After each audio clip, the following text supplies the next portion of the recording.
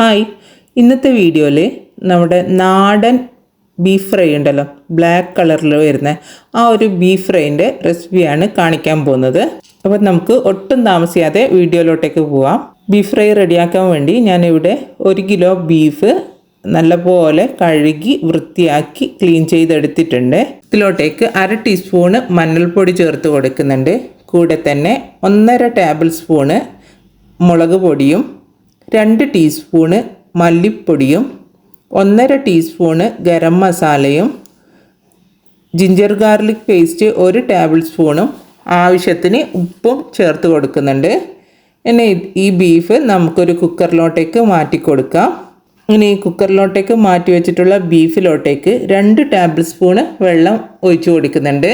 വെള്ളം ഇല്ലാതെയും ഇത് വേവിച്ചെടുക്കാൻ പറ്റും, പക്ഷെ എനിക്കൊരു ധൈര്യത്തിന് വേണ്ടിയിട്ട് ഞാൻ അടിയിൽ പിടിച്ചു പോകാണ്ടിരിക്കാൻ വേണ്ടിയിട്ട് വെള്ളം ചേർത്ത് വെച്ചെന്നേ ഉള്ളൂ. ഇനി നമുക്ക് ഈ കുക്കർ അടച്ചു വെച്ചിട്ട് നല്ലപോലെ ബീഫ് കുക്ക് ചെയ്തെടുക്കാം. നിങ്ങൾ സാധാരണ കുക്ക് ചെയ്യുന്നതിലും 1 വിസിൽ അധികം വേണം ഈ ബീഫ് കുക്ക് ചെയ്തെടുക്കാൻ വേണ്ടിയിട്ട്. ഇങ്ങനെ ഫ്രൈ ചെയ്തെടുക്കുന്നുണ്ട്. ഇനി നമുക്ക് ഒരു കടായിലോട്ടേക്ക് 1/4 കപ്പ് വെളിച്ചെണ്ണ ഒഴിച്ചു കൊടുക്കാം. ഇതിലോട്ടേക്ക് കുറച്ച് തേങ്ങക്കൊത്ത് ചേർത്ത് കൊടുക്കുന്നുണ്ട്. എന്നിട്ട് നല്ലപോലെ ഒന്ന് ചെറുതായിട്ടൊന്ന് തേങ്ങക്കൊത്ത് വറുത്തെടുക്കാം. ഇതിലോട്ടേക്ക് 3 സവാള നീളത്തിലരിഞ്ഞതും 3 പച്ചമുളക് നീളത്തിലരിഞ്ഞതും കൂടി ചേർത്ത് കൊടുത്തിട്ട് ഒന്ന് നല്ലപോലെ വാട്ടിയെടുക്കാം. ഇതൊരു പകുതി വെന്ത് വരുന്ന സമയത്ത് നമുക്ക് ഇതിലോട്ടേക്ക് ഒരു 3 തണ്ട് കറിവേപ്പില ചേർത്ത് കൊടുക്കാം.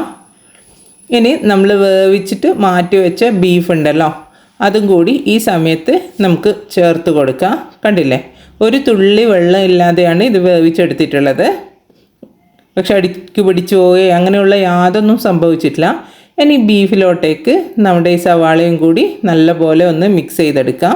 ബീഫിൻ്റെ എല്ലാ ഭാഗത്തും സവാളയും ബാക്കിയുള്ള ഇൻഗ്രീഡിയൻസും പിടിക്കുന്ന രീതിയിൽ നല്ലോണം ഒന്ന് മിക്സ് ചെയ്യാം. ഇതിങ്ങനെ മിക്സ് ചെയ്തിട്ട് ഒരു മീഡിയം ഫ്ലെയിമിലിട്ടിട്ട് ഒരു 10 മിനിറ്റ് കഴിയുമ്പോൾ വീണ്ടും എടുത്ത് ഒന്ന് മിക്സ് ചെയ്യാം. അങ്ങനെ ഒരു 5-10 മിനിറ്റ് ഗ്യാപ്പിൽ ഓരോ മിക്സിങ് കൊടുത്താൽ മതി. മീഡിയം ഫ്ലെയിമിൽ വെച്ചാൽ മതി, ഹൈ ഫ്ലെയിമിൽ വെക്കരുത്, അപ്പോൾ കരിഞ്ഞു പോവും. നമുക്കിത് കുറച്ചൊരു ലോങ് പ്രോസസ്സാണ്, കാരണം ഇതൊരു ബീഫ് ഒരു ബ്ലാക്ക് കളറിലായി കിട്ടണ്ടേ. ഇനി നമുക്ക് ഇതിലോട്ടേക്ക് പെപ്പർ പൗഡർ ചേർത്ത് കൊടുക്കാം. ഞാനിവിടെ 1.5 ടീസ്പൂണ് കുരുമുളക് പൊടിയാണ് ഇപ്പം ചേർത്തിട്ടുള്ളത്. എന്നിട്ട് വീണ്ടും നല്ലപോലെ ഒന്ന് മിക്സ് ചെയ്തെടുക്കുന്നുണ്ട്. ഇനി ഓരോ മിനിറ്റ് കൂടുമ്പോഴും നമുക്ക് ഒന്ന് മിക്സ് ചെയ്തെടുക്കാം. ഇപ്പോൾ ഈ ഒരു പരുവത്തിലായിട്ടുണ്ട്. ഈ ഒരു കളറൊക്കെ ചേഞ്ച് വന്നതിന് ശേഷം നമുക്കിനി ഹൈ ഫ്ലെയിമിലോട്ടേക്ക് മാറ്റാം. എന്നിട്ട് 1 ടീസ്പൂണ് കൂടി കുരുമുളക് പൊടി ചേർത്ത് കൊടുക്കുന്നുണ്ട്. ഇതേപോലെ തുടരെ നമുക്ക് ഇളക്കി കൊടുക്കാം.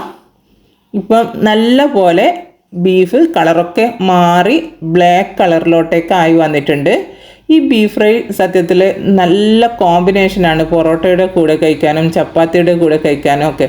പിന്നെ ഇത് നമുക്ക് ഇപ്പോൾ റെഡി ആയിട്ടുണ്ട്. ഇതൊന്ന് നമുക്ക് സെർവിങ് ബൗളിലോട്ടേക്ക് മാറ്റാം.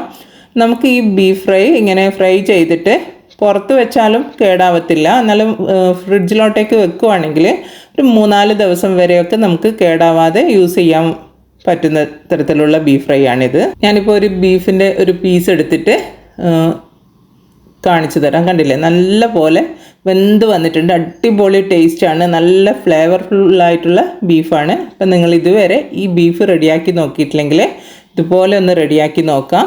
നിങ്ങൾക്ക് എൻ്റെ വീഡിയോ ഇഷ്ടമായിട്ടുണ്ടെങ്കിൽ ചാനൽ സബ്സ്ക്രൈബ് ചെയ്യാനും എന്നെ സപ്പോർട്ട് ചെയ്യാനും മറക്കല്ലേ. വീണ്ടും ഒരു വീഡിയോ ആയിട്ട് വരാം. അതുവരേക്കും ബൈ. Thanks for watching.